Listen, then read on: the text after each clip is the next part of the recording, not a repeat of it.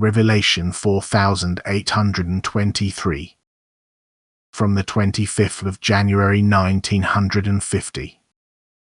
Purpose of creation. Recreation in matter.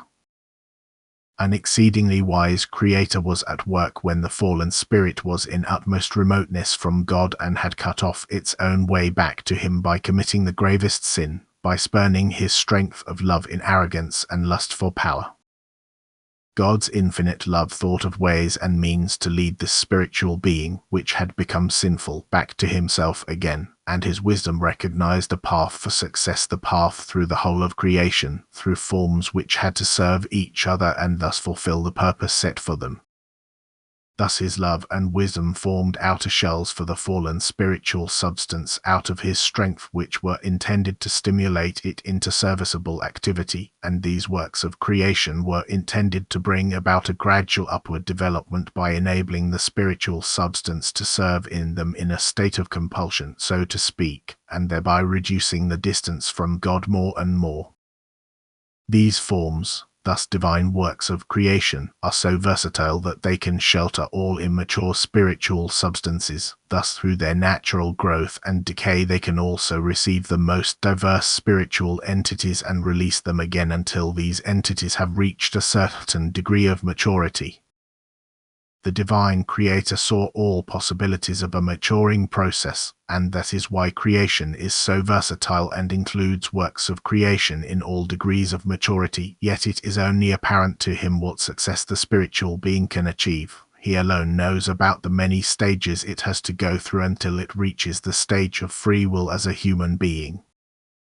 He determines the duration of every creation, He determines the activity of every work, and He alone recognizes the degree of maturity which then makes embodiment as a human being possible.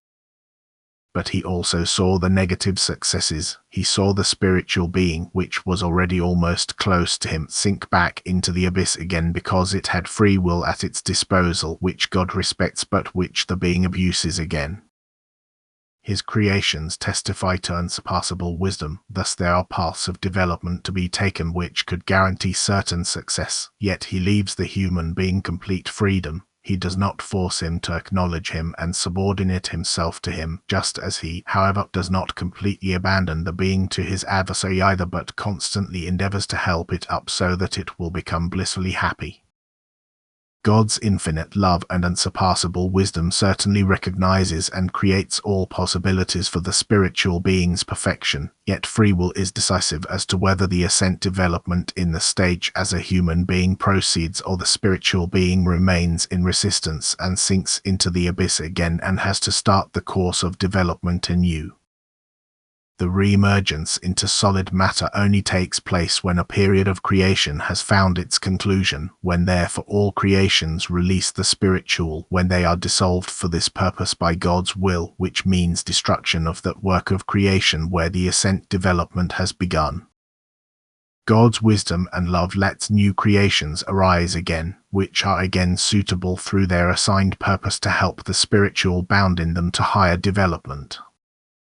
Then the interrupted course of development is continued, again with the same aim, the stage of free will as a human being, where perfection or renewed apostasy can take place because God's love approaches the being again and can be accepted or also rejected. In God's sight 1,000 years are like a day, and with infinite long-suffering and patience He looks after the beings, and if innumerable phases of development are necessary so a being remains particularly stubborn in its resistance to Him.